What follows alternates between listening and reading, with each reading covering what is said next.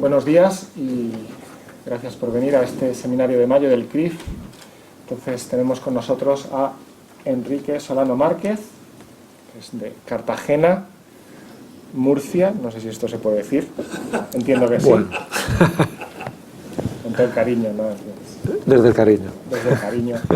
Entonces, alguna cosita muy breve de Enrique. Él estudió matemáticas y es doctor en matemáticas en 1994 por la Complutense, aunque sobre todo a lo que se ha dedicado es a la astrofísica, y es lo que le ha gustado de siempre y a lo que dedica su investigación. Trabaja como investigador científico en el Centro de Astrobiología del INTA-CSIC en Madrid.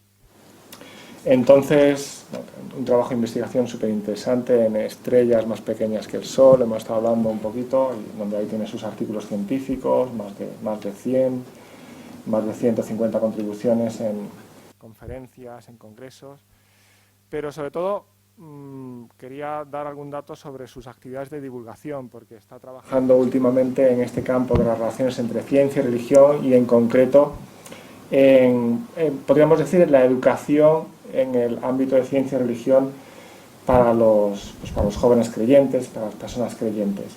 Entonces hay en concreto dos blogs que tiene, preguntas y respuestas sobre ciencia y fe, y el segundo blog que se llama Astronomía e Iglesia. Me parece una iniciativa que es bastante relevante, ¿no? Porque se trata de explicar las diferentes aportaciones a la astronomía que ha realizado la Iglesia Católica en España, si digo bien. Bueno, también él es miembro, me ha gustado verlo porque es miembro de la Asociación de Científicos Católicos, que es de reciente creación, de hace 3 o 4 años, una iniciativa que ha nacido en Estados Unidos, sobre todo porque yo también entraba ahí y entonces digo, bueno, ya tenemos más cosas en común. Bien, sin más yo le cedo la palabra para que nos hable pues, de este tema tan relevante, me parece, ¿no? La relación ciencia y fe contada a los jóvenes. Pues expondrá durante 45 o 50 minutos y luego podemos tener el coloquio. Perfecto. Muchas gracias. Muchas gracias, Javier. Bueno, buenos días a todos. Yo casi estoy más cómodo si doy la presentación de pie. Entonces me voy a poner por aquí. Bueno, pues en primer lugar me gustaría comenzar agradeciendo a Javier y a Rubén el haber invitado a dar esta presentación. Para mí, que soy un fiel seguidor por internet de los seminarios del Grupo de Ciencias, Razón y Fe, es un verdadero placer estar hoy aquí a este lado de la pantalla. Lo que quiero compartir con ustedes en los próximos 45 o 50 minutos son las experiencias que a lo largo de los últimos 2 años he adquirido a través de las diferentes charlas que he dado en distintos colegios y parroquias sobre las relaciones entre la ciencia y la fe. Estas charlas en principio están abiertas a todos los públicos, pero están principalmente orientadas a un tipo específico de audiencia, que son los jóvenes, en particular jóvenes con edades comprendidas entre último curso de la enseñanza secundaria obligatoria hasta primeros años de la actividad profesional una vez abandonada la universidad. Por lo tanto, ya lo remarco desde el principio, esta charla va a tener un marcado carácter generalista, en donde abordaremos diferentes aspectos de las relaciones entre ciencia y fe, cómo intento transmitir esa relación, ciertas ideas a los jóvenes, pero en ningún caso ahondaremos de manera exhaustiva en ninguno de esos aspectos. Entonces, normalmente, pues, la presentación la suelo comenzar con una imagen como esa que tengo aquí, donde de manera subliminal ya se intenta dar la respuesta a la pregunta que planteamos, es si existe un conflicto entre la ciencia y la fe. Y pues, la propia figura ya lo que nos expresa es que no solamente existe un conflicto, sino que es posible encontrar un perfecto encaje entre ambos conceptos. Esta figura está bien, pero al final no deja de ser una figura que en algún momento encontré por internet, con lo cual lo que hice desde hace algunos meses es cambiarla por esta otra, a la que le tengo cariño porque la tomé yo personalmente, porque mi estancia hace cosa de un año, el pasado junio, en el Observatorio Astronómico Vaticano en Roma, y bueno, pues sirve igual de bien que la otra para reflejar la armonía entre ciencia y fe, pero pues desde el punto de vista del creyente es como más emotiva, ¿no? Entonces, digamos, el tipo de presentación que doy depende mucho del número de asistentes. Si este es no muy elevado, pues la presentación desde los primeros minutos puede derivar en algo parecido a un debate abierto. Pero tanto en modo debate como en modo presentación, la estructura siempre es la misma. Yo planteo una serie de preguntas y intentamos dar respuestas a través de argumentos. Entonces, una de las conclusiones que yo he podido extraer de todas estas charlas es que, utilizando un símil futbolístico, y aprovecho para felicitar a Osasuna por su ascenso a primera, es que normalmente juego en casa con el público a favor, pero tengo que remontar un resultado adverso. Lo de jugar en casa con el público a favor es fácil de entender, porque normalmente las charlas doy bien en colegios con un ideario católico o bien en parroquias, y los asistentes pues suelen ser creyentes con inquietudes en estos temas. Y lo de tener que remontar un resultado en contra es porque, contrariamente a lo que uno podría pensar, siendo el ámbito donde doy las charlas el que es, los colegios católicos o parroquias, pues como digo, hay un alto porcentaje de asistentes que sí que piensan que hay un conflicto entre ciencia y fe. Y esto es así, pues porque, nos guste o no, es la idea que se transmite a la sociedad.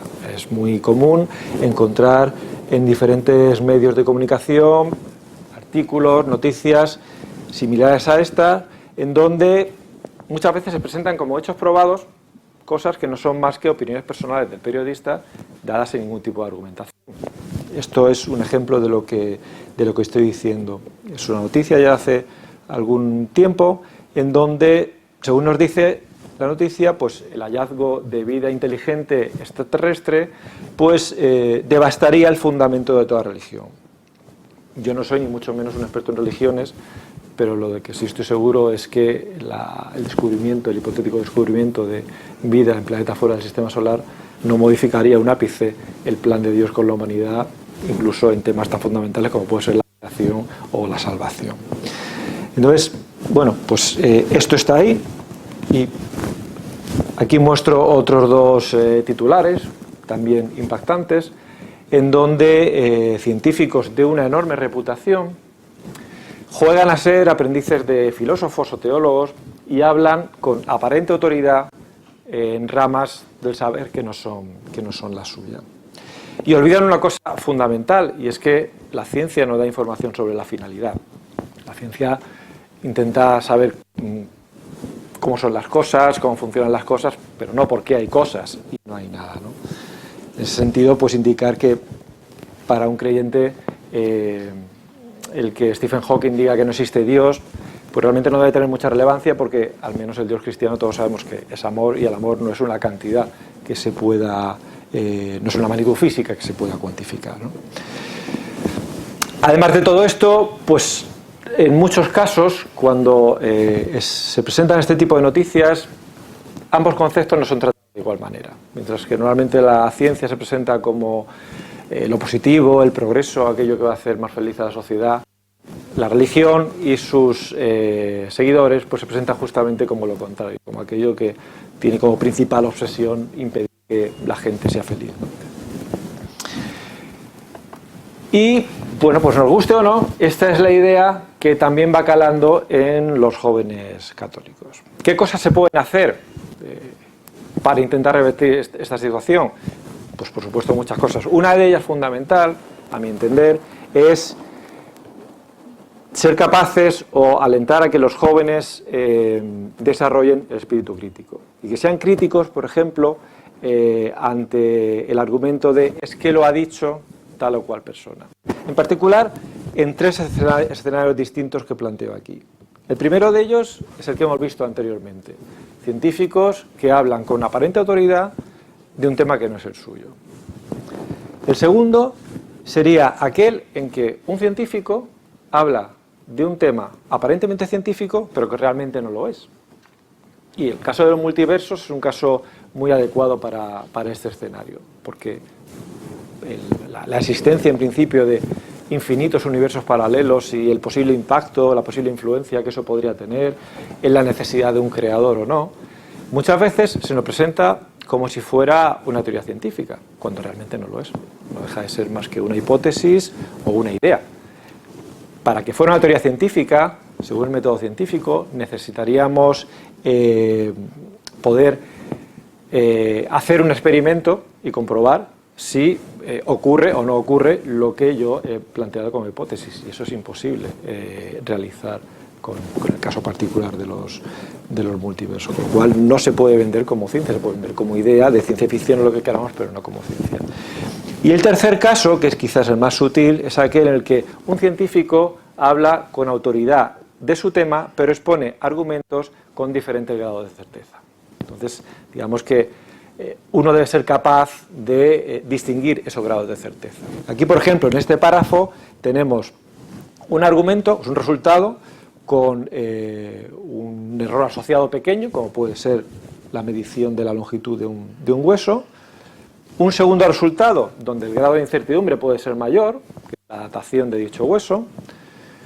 Unas conclusiones que se obtienen a partir de la comparación de datos o diferentes experimentos, que es que esos resultados científicos prueban la evolución de una especie A a una especie B, donde el grado de incertidumbre puede ser mucho mayor, para luego dar un salto al vacío y decir que todo eso demuestra que Dios no existe. Entonces aquí tenemos en 3 líneas diferentes argumentos, diferentes conclusiones con diferentes grados de certeza, y es necesario que uno no se crea, sobre todo los jóvenes que empiecen carrera científica, no se crean esto como dogma de fe, sino que sean capaces de distinguir el grado de certeza asociado a cada una de estas afirmaciones. Entonces, tal y como planteo yo las presentaciones, la línea estructural es siempre la misma. Intento identificar cuáles son los principales tópicos de los defensores del conflicto entre ciencia y fe e intento rebatirlos a través de diferentes argumentos. Pero antes de comenzar esa línea argumental de mi exposición, me gusta comenzar con 2 advertencias principales que considero que son importantes. La primera de ellas es que es posible, y de hecho así ha ocurrido, encontrar a lo largo de la historia conflictos entre individuos, incluso conflictos ciencia y fe entre instituciones, pero no ha existido un conflicto a nivel conceptual entre ciencia y fe. Y la segunda advertencia que considero importante es que no debemos caer en los mismos errores que muchas veces los defensores del conflicto caen, que es plantear la presentación como una guerra entre buenos y malos, donde los buenos somos nosotros y los malos son los otros. Y esto no debe ser así porque la ciencia es sin duda el fenómeno intelectual más impresionante de la humanidad en los últimos siglos. Y sería una verdadera pena que nosotros creyentes tuviéramos que ver a este fenómeno intelectual como un enemigo para nuestra fe. Lo cual no debe plantearse la charla como yo tengo razón y ellos no.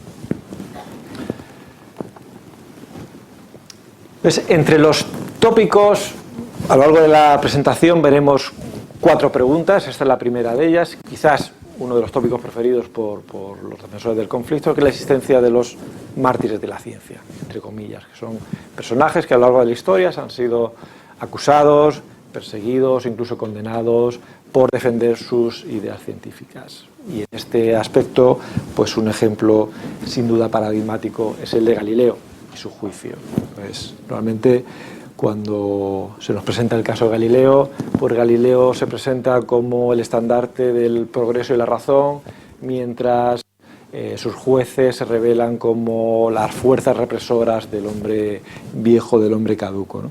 Entonces, cuando empiezo a introducir el caso de Galileo a los jóvenes, comienzo contando una mentira. O sea, empiezo a decir, bueno, pues como todos sabemos, Galileo fue encarcelado, fue torturado y quemado en la hoguera.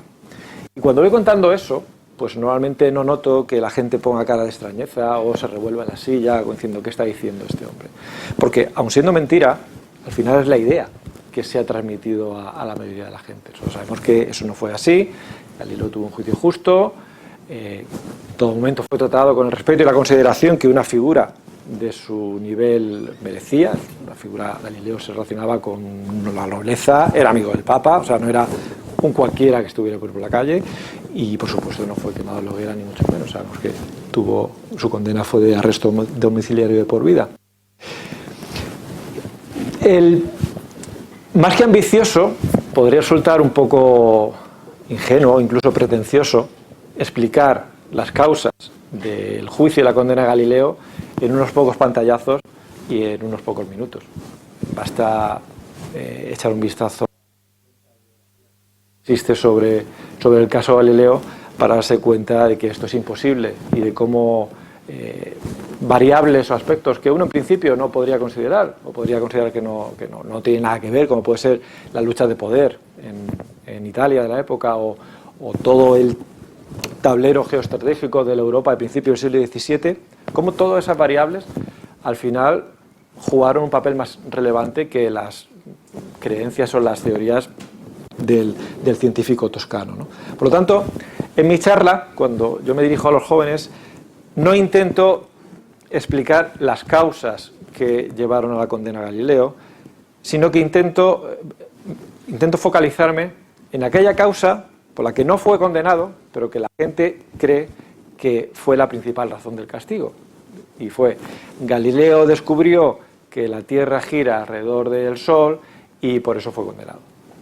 Y para empezar, esa frase es errónea porque sabemos que la teoría heliocéntrica es de mucho antes, no es de Galileo. La propuso Copérnico, un monje polaco, en su obra póstuma, obra que por cierto está dedicada al Papa Pablo III.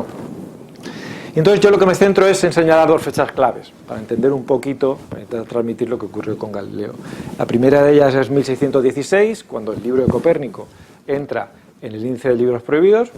Como sabemos, es una serie de libros con una difusión muy restringida, porque la Iglesia consideraba que la libre difusión de las teorías o los conocimientos o la información que contenían estos libros podía ser perjudicial para un pueblo generalmente no muy informado y con falta de espíritu crítico. También tenemos que ponernos en el entorno de la época. Europa llevaba décadas desangrándose con guerras de religión, entonces hay que entender un poco el contexto para entender bien las decisiones que se toman en un momento dado. Entonces a Galileo, como sabemos, se le prohíbe enseñar el modelo heliocéntrico como verdad demostrada, pero sí que lo puede utilizar como modelo matemático. ¿Qué pasa años más tarde, en 1632? Pues que Galileo, porque también era una persona peculiar, una persona, digamos, un carácter fuerte, y eso pues le acarreó también tener muchos enemigos, pues de alguna manera, no de manera explícita, pero sí de manera subliminal, intenta sortear esta prohibición en su obra Diálogos, en donde hace una defensa de la teoría heliocéntrica. De alguna manera este fue como la excusa que mucha gente, muchos ambientes, se venía buscando para condenar a Galileo a lo que sabemos que fue el arresto domiciliario, ¿no? Entonces, es un caso complejo. Intento dar una serie de apuntes, de detalles y sobre todo de incidir en lo importante. A Galileo no se le condenó por decir que la Tierra giraba alrededor del Sol.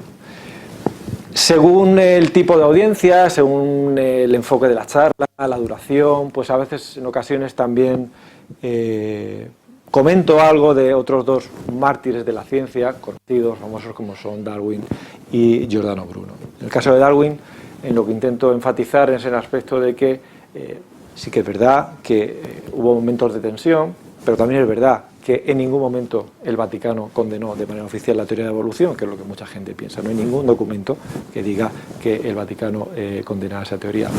Años después, en mitad del siglo XX, en el año 50, Pío XII, en su encíclica Humani Generis, se refiere a la evolución como una posible teoría para explicar la diversidad de especies en la Tierra, y posteriormente en los años 90 San Juan Pablo II, en base a todo el conocimiento adquirido durante el siglo XX en biología evolutiva, genética, etcétera, etcétera, pues ya se refiere a la evolución como algo más que una teoría, ¿no?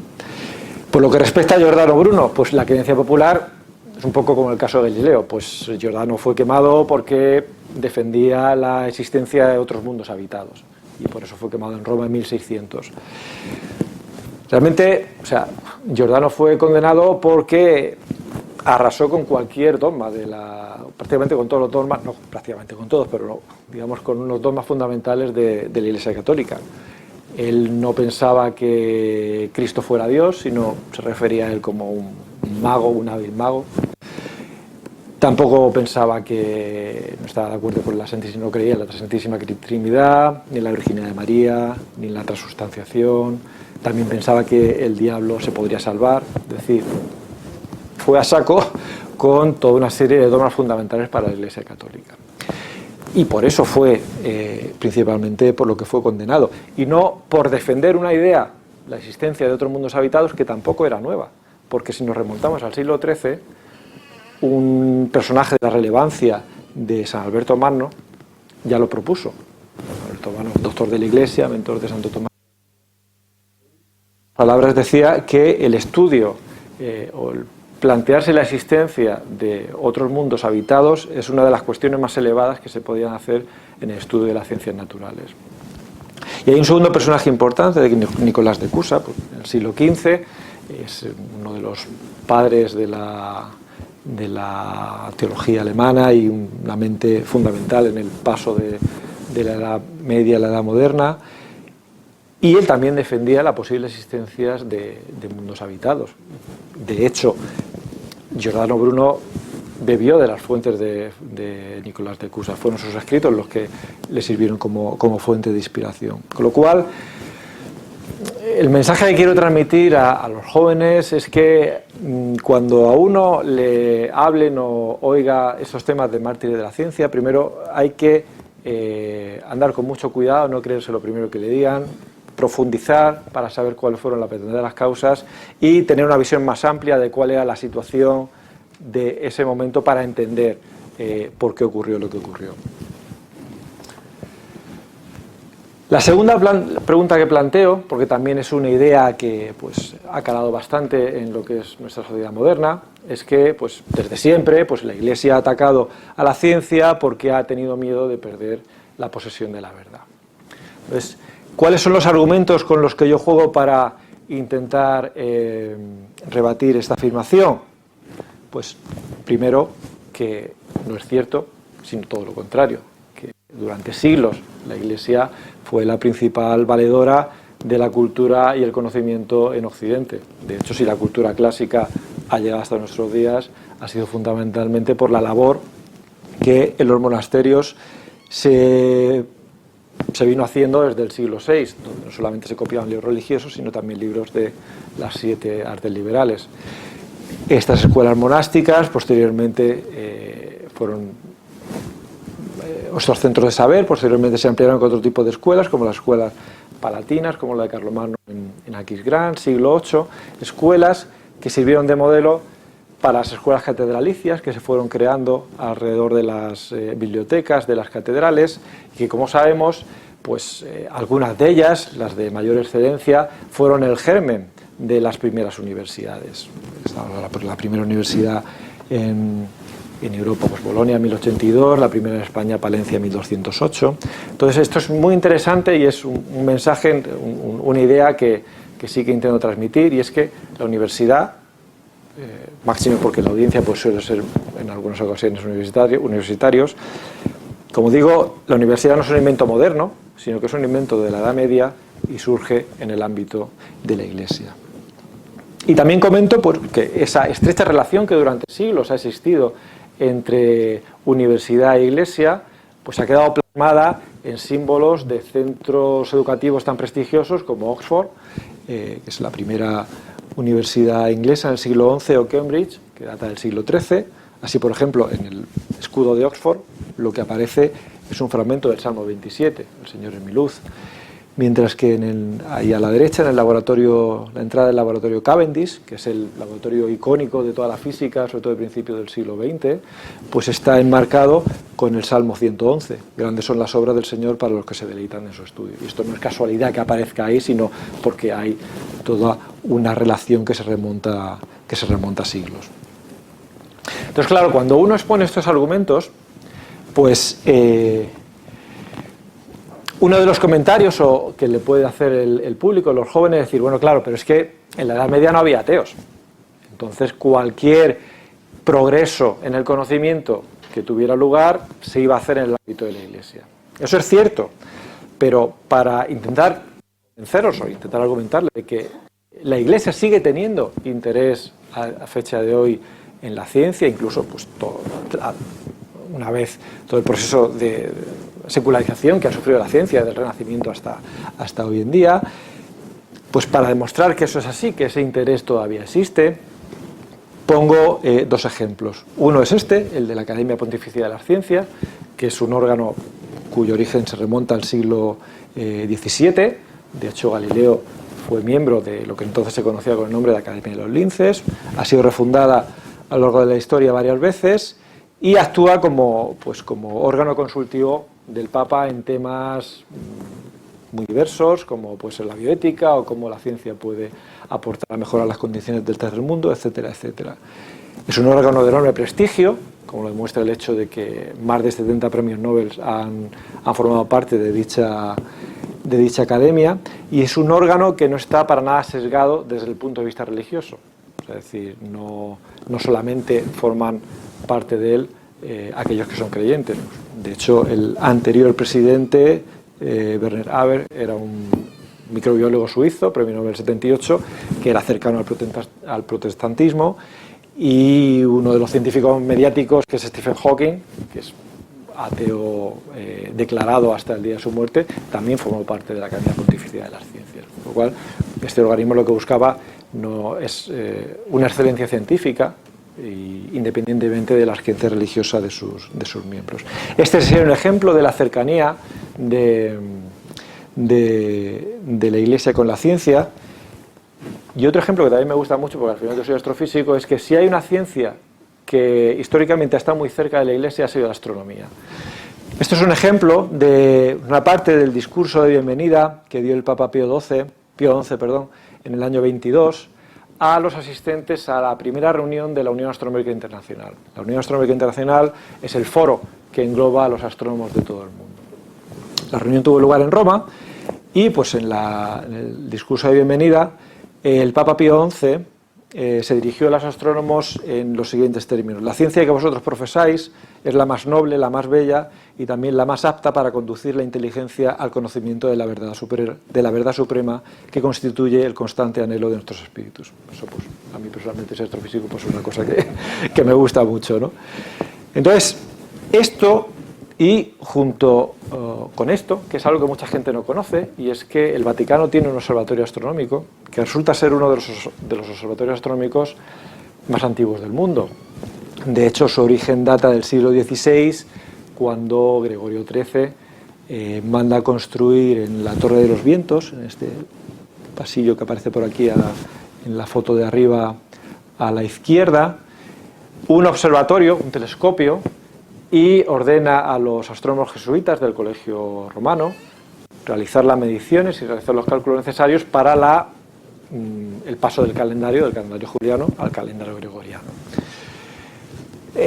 Pasa por diversas vicisitudes a lo largo de la historia. Una fecha importante es final del siglo XIX. XIII emite un motu proprio con la fundación del nuevo Observatorio Vaticano como respuesta a los feroces ataques que la Iglesia estaba sufriendo durante las últimas décadas del siglo XIX, siendo acusada de obstaculizar el progreso científico. Entonces, León XIII construye, aquí arriba a la derecha no se ve, pero en la muralla que está por detrás de San Pedro se ven como pequeñas cupulitas, pues esa era la ubicación a principios del siglo XX del Observatorio Vaticano. Pío XI, en el año 35, para intentar solventar el problema de la contaminación lumínica que cada vez era mayor en Roma, mueve el observatorio a la residencia de verano de los papas, a Castel Gandolfo, al lado del lago Albano, que es la foto que tenemos abajo a la izquierda. Y ya tenemos que saltar a la década de los 80, cuando ese observatorio se transforma en un verdadero observatorio profesional, sale fuera de Italia, sale fuera de Europa, y es lo que tenemos abajo a la derecha. Eso es el Monte Graham, que está a 100 kilómetros de Tucson. De hecho, los astrónomos del Observatorio Vaticano, que son jesuitas, están adscritos formalmente a la Universidad de Arizona, que es donde desarrollan sus tareas científicas. Y estos son algunos ejemplos que muestro a los jóvenes de la naturalidad con que la Iglesia se toma se toma temas, en principio, podemos llamar temas fronteras, temas que pueden resultar escabrosos, como pueden ser pues la existencia de vida extraterrestre, el origen del universo.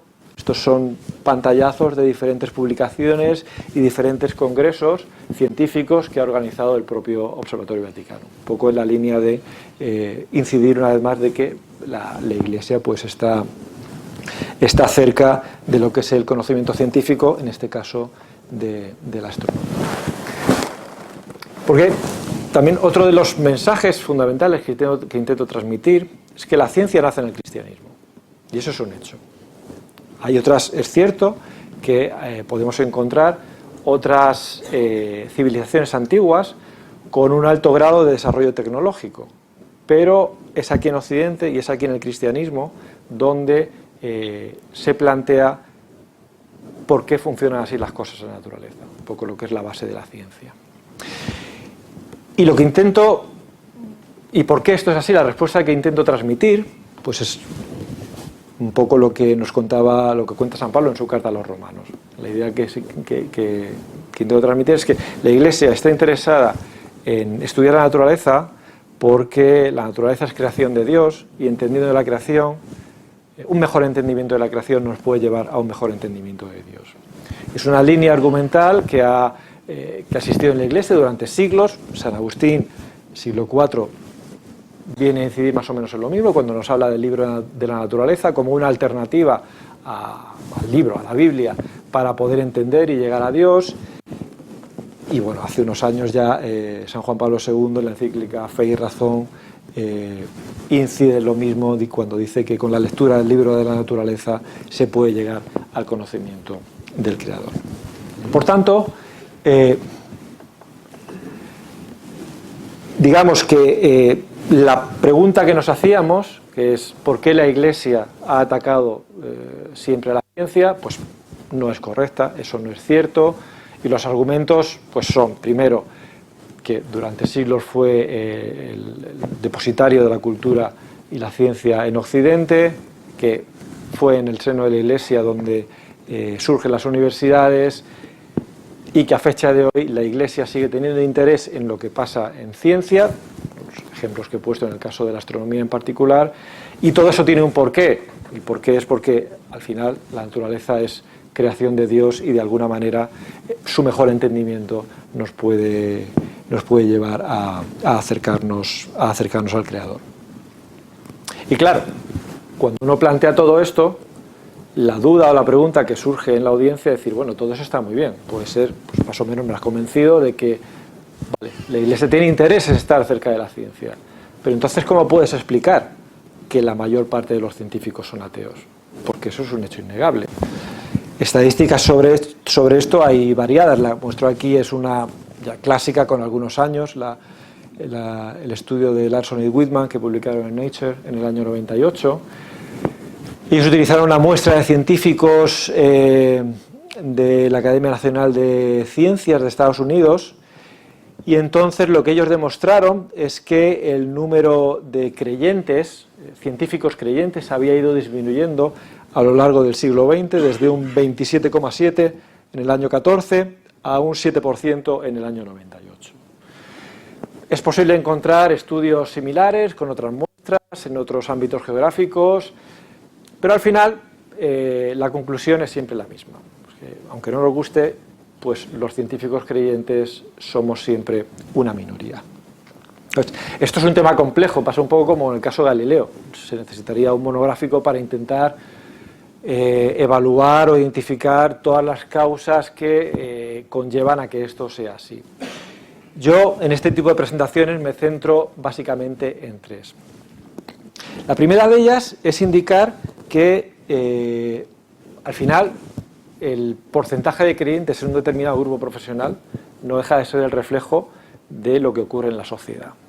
Entonces, y la sociedad occidental cada vez está más descristianizada. Y eso es así, eso es un hecho. Estos son un estudio que se hizo sobre la población de jóvenes españoles el año pasado, el año 2018. Entonces, el porcentaje de jóvenes que se declaran muy buen católico o católico practicante es alrededor del, bueno, ahí pone 8,2%, que no está muy alejado de ese 7%. Si sumamos a estos los católicos no muy practicantes, pues ya llegamos al 21%. Habría que definir qué es eso de católico no muy practicante, si es ir al funeral de la abuela y a la comunión del primo o algo más, ¿no? Pero bueno, digamos que esto es un punto que es importante tener en cuenta. El porcentaje de creyentes en la sociedad no es elevado. El segundo punto es, vale, sí, pero es que los científicos son siempre un poquito menos, normalmente, al menos en Occidente. Como decía antes, las causas pueden ser muy diversas.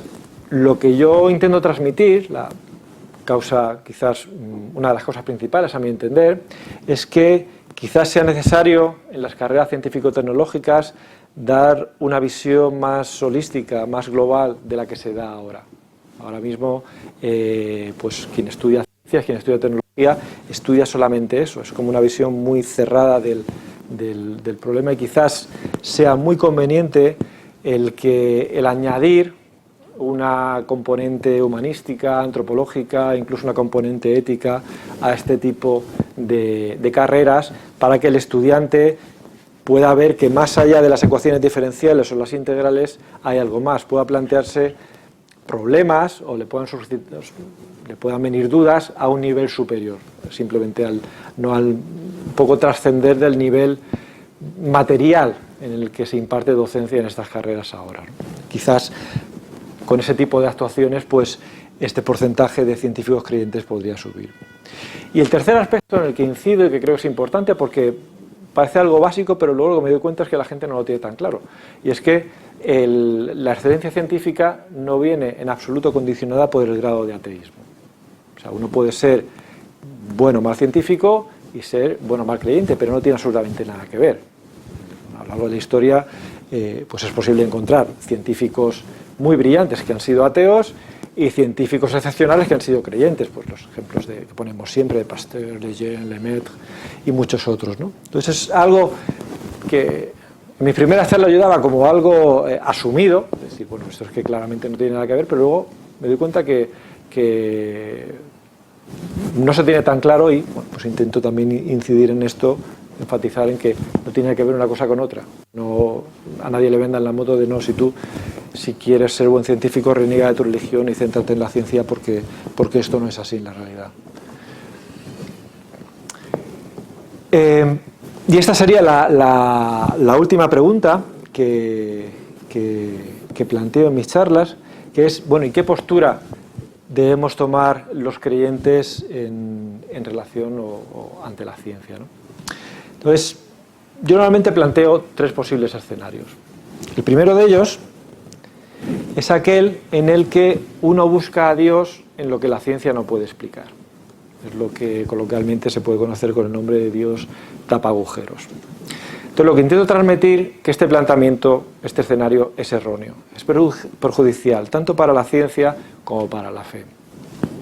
Para la fe está claro, porque si vivimos en este mundo, lo que vamos a tener siempre es un Dios en continua retirada, a medida que las ciencias van avanzando cada vez más y más. De hecho, es el argumento preferido de los nuevos ateístas, y de alguna manera es la idea que subyace en el positivismo de Comte del siglo XIX, cuando plantea su ley de los tres estados, en donde la humanidad empieza con un conocimiento mágico de la naturaleza, para pasar por una segunda fase, el nivel metafísico, en donde el conocimiento se adquiere a través de la razón, y terminar con llegar al nivel definitivo, que es el nivel positivo, en donde todo el conocimiento se adquiere a través de la experimentación y la observación. Aquello que la ciencia no pueda demostrar o no pueda medir, simplemente es que no existe.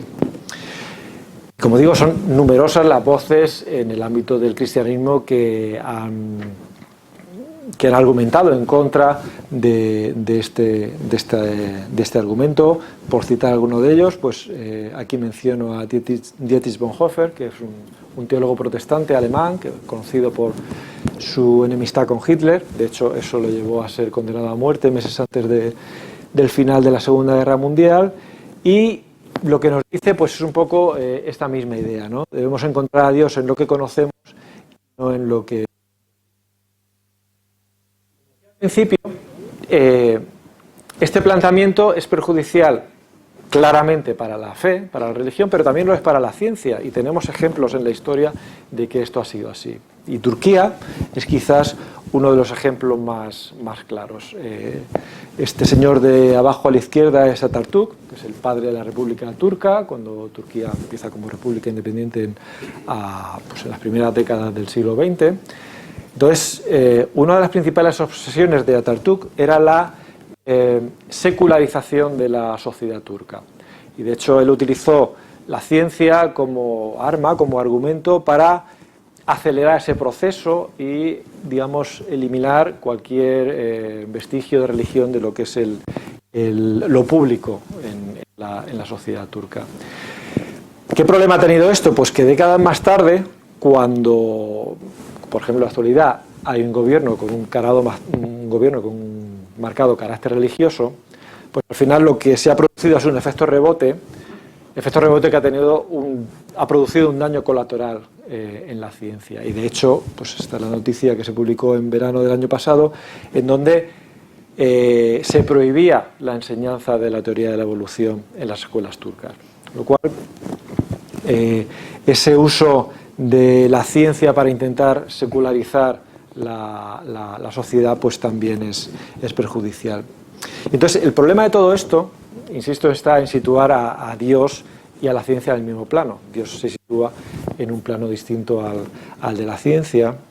También es un error considerar, tal y como estamos viendo en toda esta argumentación, de que Dios y la ciencia son dos factores de una ecuación de suma cero. Es decir, si una crece, el otro tiene que decrecer. Y eso no es así.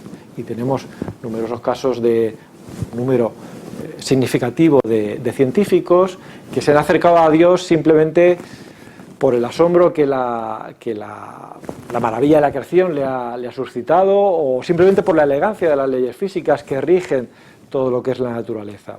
En este sentido, pues una vez más, barro para casa, y la astronomía quizás sea una de las ciencias que más favorecen ese acercamiento, pues por la contemplación de un cielo estrellado, por la sensación de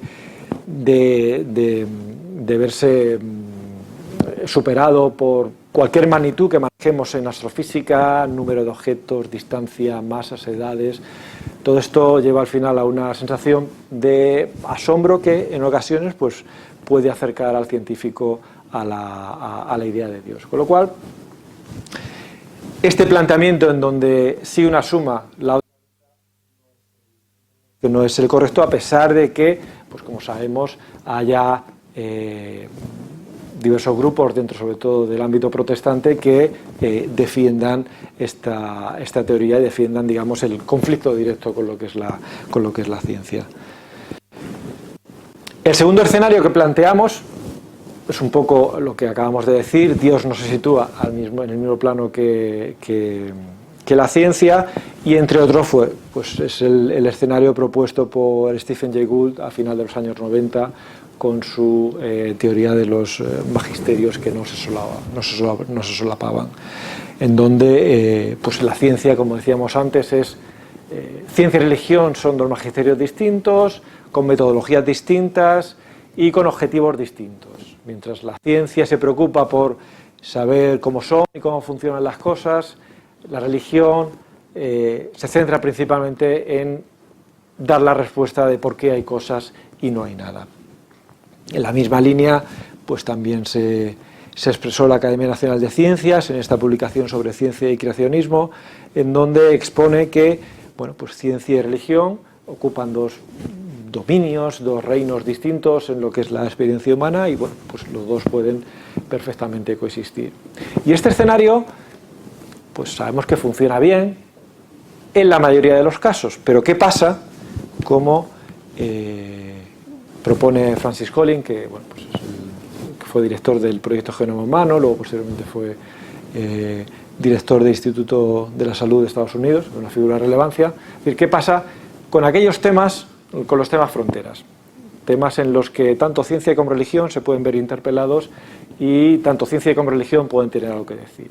Temas como, pues, la cosmología, el universo se puede autocrear o es necesaria la existencia de un creador, como la evolución de la especie humana es una especie con una dignidad especial o es simplemente fruto del mecanismo ciego de la evolución, o la neurociencia y sus implicaciones en la libertad, en el libre albedrío. Todos estos temas, que son muy de actualidad, son temas en donde pues hay una parte que puede, donde la ciencia puede tener algo que decir y una parte donde la religión también puede tener algo que decir. Entonces, lo que yo, claro, planteo esta pregunta a los jóvenes: ¿y qué hacemos en este caso? Y como no suelen responder, porque no saben qué decir, ya le doy yo la respuesta, que es que lo que propone la Iglesia Católica en estos casos es plantear un diálogo sincero entre ciencia y religión. Entonces, un diálogo que beneficie mutuamente a ambas, tanto a ciencia como a religión. Es un poco la idea que propone pues el segundo señor que aparece ahí, que es el actual director del Observatorio Vaticano, Gaecon Solmagno, que nos dice básicamente que si no tienes fe en tu fe, entonces es cuando tienes que empezar a tener miedo a la ciencia, o lo que el propio San Juan Pablo II exponía en el año 88, al que entonces era director del Observatorio Vaticano, diciendo que la ciencia puede purificar a la religión del error y de la superstición, mientras que la religión puede beneficiar a la ciencia al librarla de idolatrías y falsos absolutos. Entonces, un poco esa es la idea que también intento transmitir, de que en aquellos temas comunes, pues lo que hay que hacer es un diálogo para mejorar el conocimiento, tanto desde el punto de vista de la religión como desde el punto de vista de la ciencia.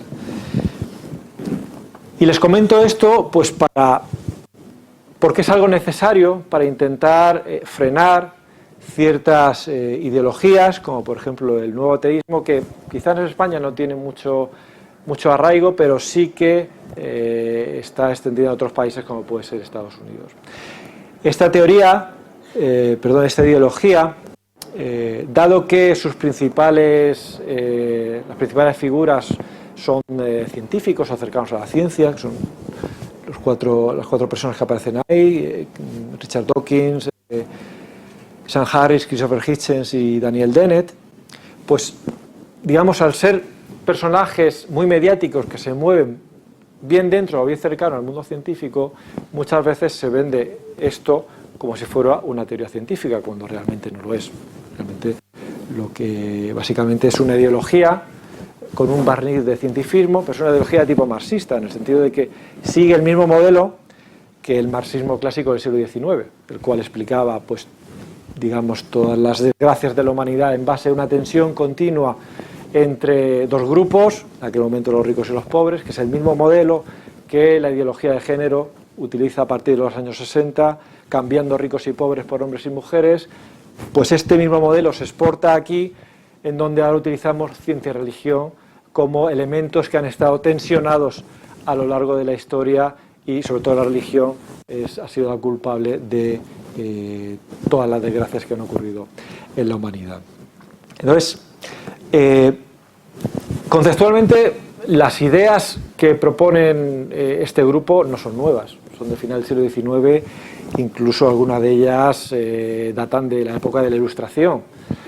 Pero es que tampoco es su principal preocupación, porque ellos no intentan, digamos, debatir sus ideas en el nivel académico, donde afortunadamente la idea del conflicto entre ciencia y fe está más que superada. Digamos, el target, el objetivo de ellos es la gente a pie de calle, donde encuentran un terreno muy abonado en una sociedad occidental que, como decíamos antes, está cada vez más descristianizada. Es por ello por lo que estos autores no publican artículos en revistas especializadas en donde expongan sus ideas y entran en lo que es el debate científico. Eso no les interesa a ellos. Lo que ellos publican son libros que, gracias a todo un lobby, campañas de marketing importantes que tienen detrás, son libros que al final terminan por convertirse en éxitos de ventas, ¿no? Entonces, es necesario transmitir la idea de ese diálogo para estos temas frontera, estos temas candentes. Pues es importante transmitir a los jóvenes la idea de que la postura de la Iglesia Católica no es una postura de conflicto, sino todo lo contrario, un diálogo sincero y abierto con la ciencia para, pues un poco también lo que decía San Juan Pablo II en la encíclica Fe y Razón: la verdad con minúsculas no puede contradecir a la verdad con mayúsculas. Entonces, al final, podemos ir por caminos distintos, pero si vamos progresando de manera adecuada, al final, por cualquiera de los dos caminos llegaremos a la verdad. En este sentido, los científicos católicos tenemos bastante que decir, porque tal y como dice aquí el director del Observatorio Vaticano, tenemos la obligación de dar un paso adelante y transmitir que ese encaje, esa armonía entre ciencia y fe es posible, como método, como forma para intentar de alguna manera rebatir o paliar la idea, el pensamiento único que se transmite a la sociedad de que existe este conflicto. Para ello, pues debemos en primer lugar dar la cara en lo que son nuestros centros de trabajo, nuestros centros de investigación.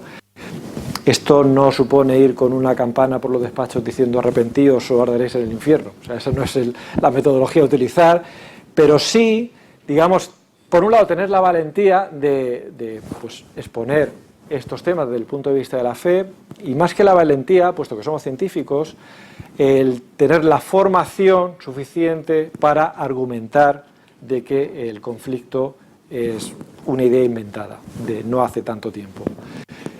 Y, como digo, pues esta argumentación pues necesita formación. Y un segundo paso sería, y fue un poco el origen de estas charlas, de estas presentaciones que doy, de dar el salto a la sociedad, en particular a este grupo al que me dirijo yo, que son los jóvenes, en el ámbito universitario, donde normalmente la universidad suele ser territorio comanche, no es un ámbito muy amigable para la coexistencia entre ciencia y fe.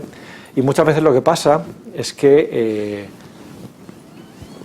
un estudiante universitario que haya sido educado y formado en un ambiente católico, si no tiene estos temas claros, puede pensar que en algún momento estará forzado, se verá en la tesitura de tener que elegir entre una cosa y otra, porque son dos cosas incompatibles. Entonces, un poco el mensaje a transmitir es posible vivir tu fe y vivir tu ciencia o ser un buen científico. Con eso ya termino, es mi última transparencia. De entre todas las, digamos, conclusiones o experiencias que he podido recabar en estos 2 años dando charlas, quizás me centraría en estas 3. Primero, lo que sí he notado es una falta importante de formación en este tipo de cuestiones, en cuestiones de ciencia y fe, en parroquias o en centros católicos. No hay, sobre todo en colegios, lo que ocurre muchas veces, y lo comentaba antes con Javier, es que son como las 2 vías del tren. Por un lado va la clase de religión y por otro lado va la clase de ciencias naturales, y aquello se parece lo mismo que la clase de gimnasia o la clase de matemáticas, no tiene absolutamente nada que ver. Y eso no es así. Es necesario establecer puentes, establecer líneas transversales en temas de ambos ámbitos y pues transmitir la idea de que no son 2 mundos paralelos, sino que hay una relación mucho más cercana de lo que uno podría pensar.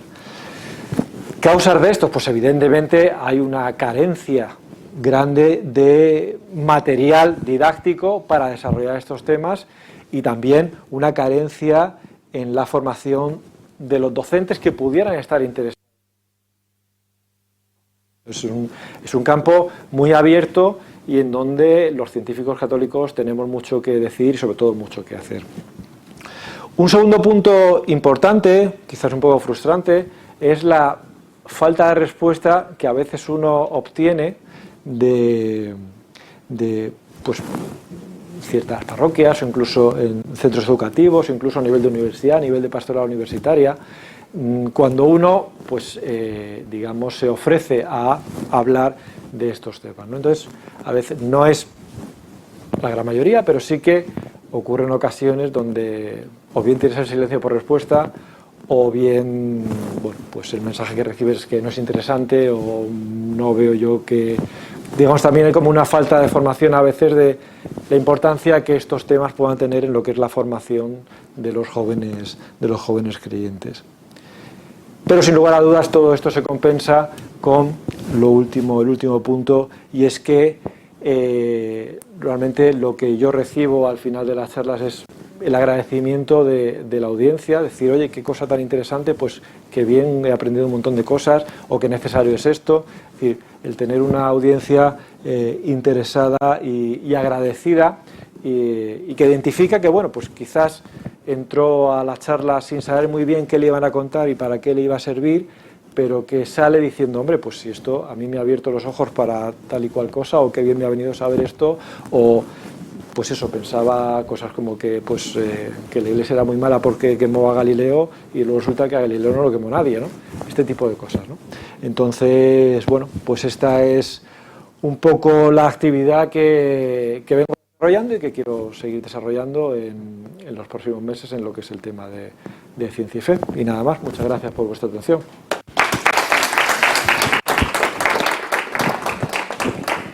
Si prefieres que nos sentemos. Sí.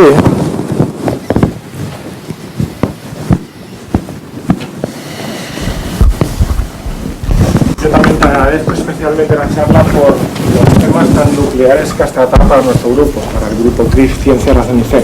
Entonces, vamos a empezar directamente con las preguntas, tenemos como 20 minutos y sí, empezamos ahí.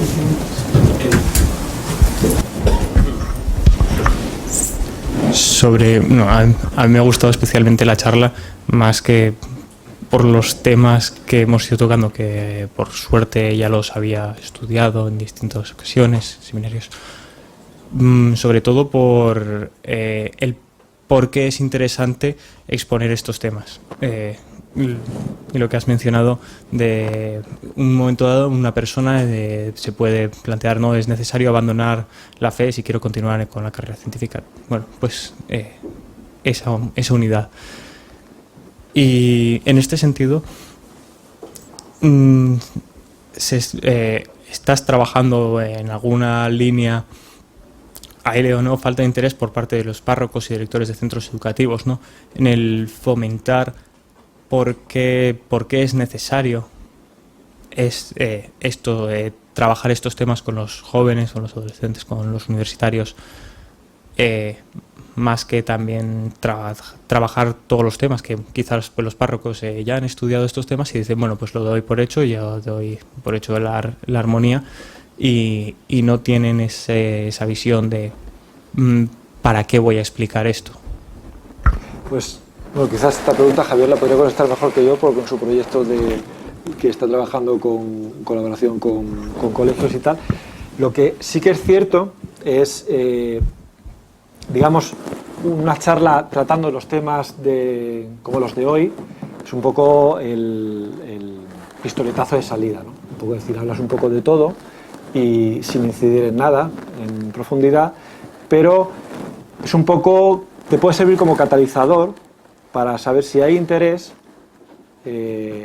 dar nuevas charlas o incluso un ciclo de charlas en temas ya más específicos que interesen en particular a esa determinada audiencia, a ese determinado grupo, por el tema que sea, ¿no? Pues estamos hablando de una facultad de físicas, pues quizás temas más relacionados con pues eso, origen del universo, final del universo, vida extraterrestre, este tipo de cosas.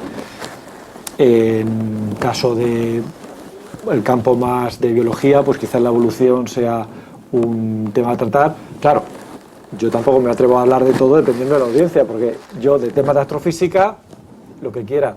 Ahora, no me voy a meter en una facultad de biología a hablar de evolución, ¿no? Entonces, pero bueno, yo creo que las dos cosas son necesarias. En principio, charlas a nivel muy generalista, y luego en el caso de que haya un interés claro, pues digamos ya charlas más centradas en temas más concretos de interés particular para esa comunidad.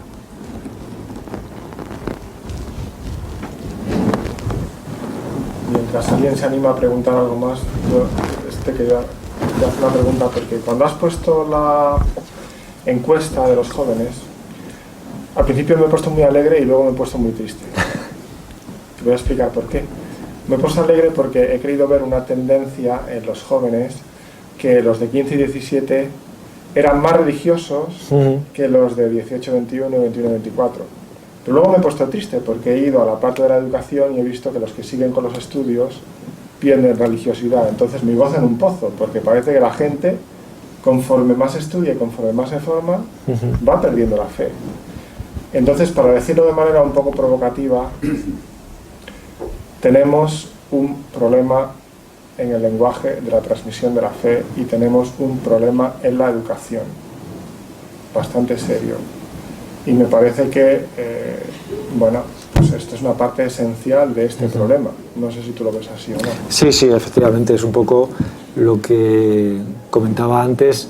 Al final, la enseñanza universitaria es una enseñanza centrada prácticamente al 100% en la componente material de los temas, no profundiza nada más. Entonces, es un poco, si estamos en una sociedad con cada vez menos valores cristianos, si a nivel nuclear, a nivel de familia, estos valores tampoco se transmiten, y luego a nivel profesional tampoco hay ninguna componente que a un estudiante le haga pensar más allá de lo que es el puro materialismo de su carrera científica, al final es que cualquier persona, no porque sea buena o mala, tenga mayor o menor inquietud, pero es que ni siquiera se plantea, porque si no recibe ningún input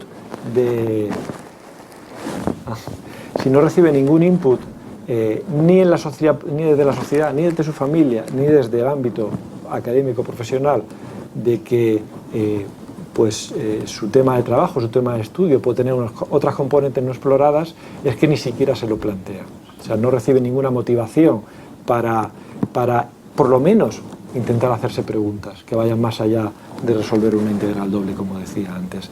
Entonces, todo eso conlleva a unos porcentajes tan raquíticos como los que hemos mostrado, como los que existen en la realidad.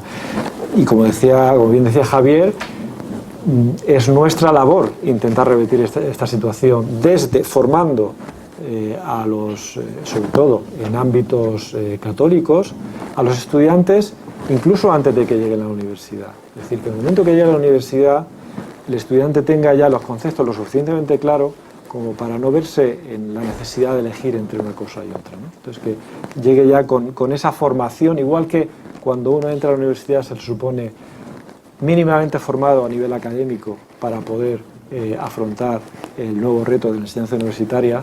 También, desde el punto de vista de los católicos, deberíamos asegurar que esos jóvenes llegan a la universidad con la suficiente formación en valores, en fe, para entender que no existe ningún conflicto con la ciencia, con la técnica que vaya a estudiar. Javier Novo quería preguntar también. Muchas gracias por la charla. Yo iba a preguntar lo mismo que más o menos que ha preguntado Javier, entonces, bueno, pero le voy a dar otra para seguir en esa misma línea, meter un poco más el dedo en la llaga. En una diapositiva creo que a mí me llamó la atención que el mayor bajón, tal y como me pareció a mí en aquellos que se declaraban creyentes, era de primaria a secundaria. Y de secundaria a universidad bajaba, pero era un punto o algo así, o sea, poquito. En cambio de primaria a secundaria se había bajado a la mitad. Lo cual es interesante porque efectivamente yo creo que en un chaval de 17 años en secundaria ya está todo el pescado vendido.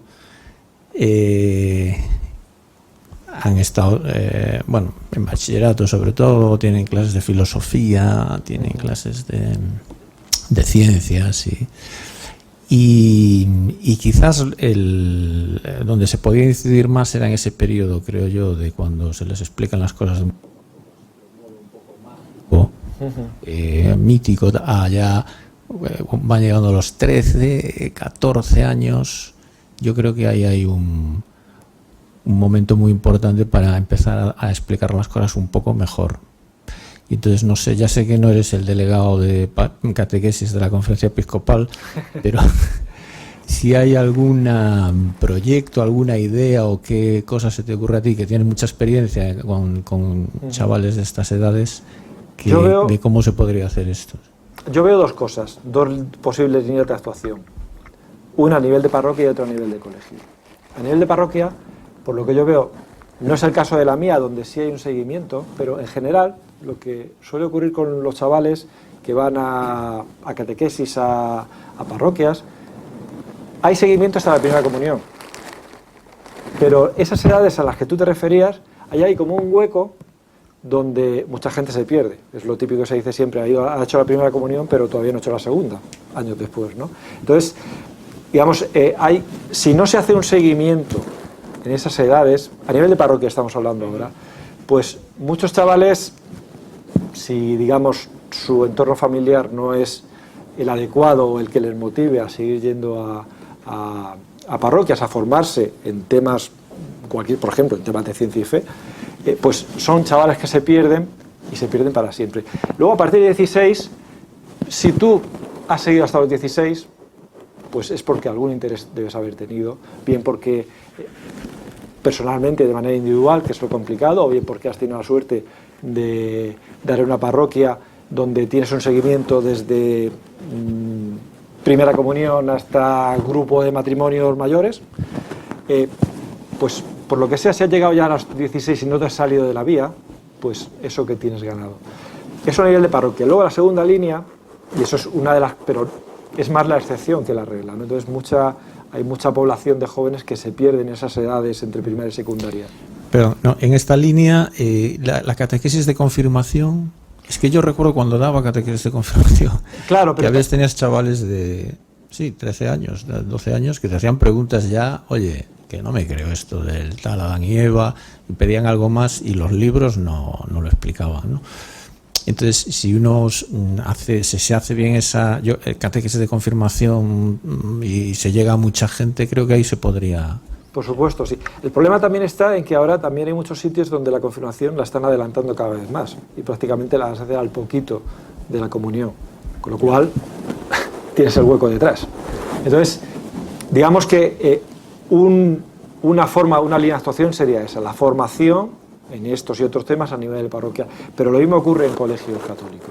Es decir, es lo que hemos comentado varias veces esta mañana.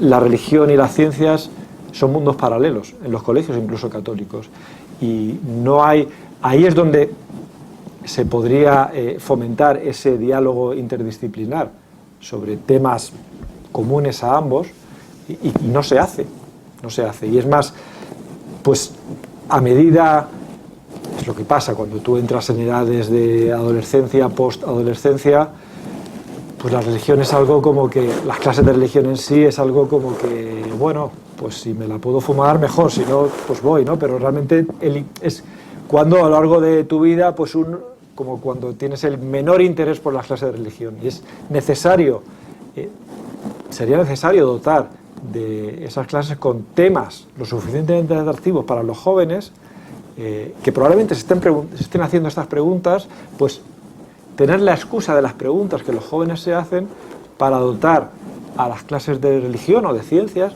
de contenido adecuado para dar respuestas en el ámbito católico a esas preguntas que los jóvenes se hacen. Tenemos dos últimas preguntas allí, si puede ser breve. Luego Leandro. Sí, gracias. Lo primero de todo, felicitar a Enrique. Y bueno, he visto, me ha agradado los comentarios que has hecho de, digamos, cosas como el calendario, como el observatorio, y a veces contrarrestar ideas que nos vienen pasadas. Quería hacerte la pregunta en el futuro, ¿no?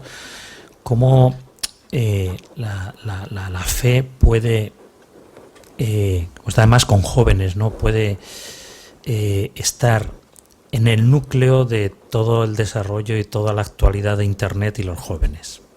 Si la fe tiene ahí también un puesto, ya no de defender, sino de crear cara al futuro. Gracias.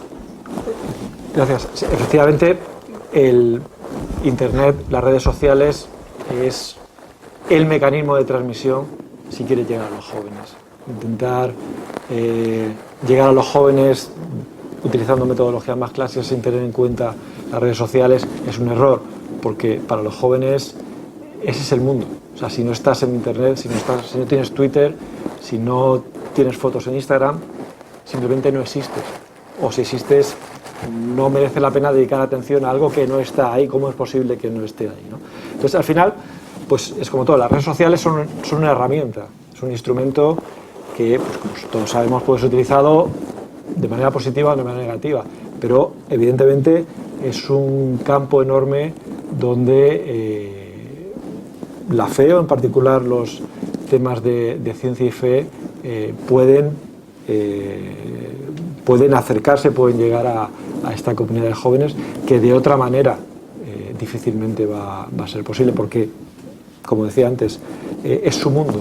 O sea, ellos viven ahí y es la forma, el medio que tienen ellos para comunicarse, para transmitir ideas, para transmitir pensamientos, inquietudes, y es el lenguaje que tenemos que hablar si queremos llegar a ellos de manera directa y a un número significativo de jóvenes, indudablemente.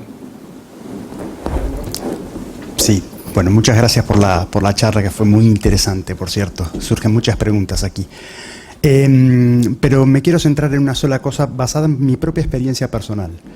He escuchado en multiplicidad de ocasiones, e incluso he leído, de sacerdotes que están convencidos de que la Iglesia quemó a Galileo Galilei, de la injusticia, de la terrible injusticia ¿no es cierto?, de la muerte, por ejemplo, de Giordano Bruno, etcétera, etcétera. Es decir, convencidos de esta suerte de leyenda negra que hay sobre la enemistad entre la Iglesia y la ciencia. Entonces mi pregunta es si ¿has alguna vez enseñado o transmitido todo esto en un seminario, en los seminarios, y si no ves una cierta necesidad de que esto se enseñe en los colegios, en las universidades, pero también y fundamentalmente en los seminarios? Porque, como tú bien decías, a veces te has encontrado con párrocos que no están interesados en que se enseñe este tema, ¿no? Entonces, si no debería ser un primer lugar ese para tratar de subsanar esta grieta que, por lo menos, insisto, en caso de experiencia personal, de haber escuchado no a uno, sino a varios, de que esta grieta, si se me permite usar una categoría política argentina, efectivamente existe, ¿no? O sea, gente que está convencido de que la ciencia y la religión van por caminos separados, ¿no? Sí, es un punto muy interesante, que me alegro que lo hayas sacado, porque es cierto. O sea, cuando se habla de conflicto entre ciencia y fe, pues nosotros tenemos tendencia a establecer una visión un poco sesgada y echarle toda la culpa a la ciencia, pero al final dos no se pelean, los dos no están en conflicto si uno no quiere. Y es cierto que existe, desde el punto de vista de pues, párrocos, sacerdotes, donde quizás no tanto como animadversión, pero sí como con cierto recelo. Es decir, ¿para qué me voy a meter yo en estos temas? ¿Qué de bueno? O sea, ¿puede venir algo bueno de la ciencia? O sea, como verlo con cierta inquietud y no con muy buenos ojos, ¿no? Un poco también, quizás por falta de formación, ¿no? También por verse contaminado por el pensamiento único, la línea única de pensamiento que le llega a la sociedad, ¿no? Y es interesante porque, como tú bien dices, quizás sería una actuación alegada. Estaba pensando, según ibas formulando tu pregunta, hace unos años la Iglesia Anglicana pues ideó un mecanismo para un poco paliar este efecto, que era no recuerdo muy bien la traducción al castellano, pero como era algo así como lleva un pastor anglicano a tu laboratorio. Un obispo en tu laboratorio. Y la idea era básicamente esa, ¿no? Que pues el obispo, el sacerdote de tu parroquia, pues lo llevaras un día a tu centro de trabajo, que se embebiera un poco de lo que tú hacías, de lo que era eso que es la ciencia, que muchas veces suena como ciencias mayúsculas, pero no sé muy bien qué hace esta gente, ni a qué se dedica, ni por qué dice lo que dice. Entonces, pues un poco conocer el día a día de lo que es un laboratorio científico, de lo que hacen, de qué repercusión tiene para la sociedad, este tipo de cosas, ¿no? Y eso, este tipo de actividades, independientemente de lo que tú comentabas de la formación a nivel de seminario, que considero que es fundamental, pero este tipo de actividades también yo creo que son necesarias porque rompen muchos tópicos. O sea, en un día puedes entrar con una visión y de repente todos los prejuicios que uno pueda tener, pues de repente se rompen y dicen, nada, pues tampoco son tan malos como pensaba, ¿no? Entonces es fundamental también la formación a ese nivel, sin duda. Muy bien, yo creo que es la hora. Te quería agradecer especialmente el esfuerzo que has hecho por venir en el día, no es fácil a veces, de Madrid. Ningún problema. Y pedirte que sigamos en contacto. Me parece que esto nos beneficia mucho a todos y sobre todo puede beneficiar a los creyentes y a los hombres de ciencia. Tener esa visión unitaria de la realidad. Muchas gracias por venir. Gracias a ti, Javier.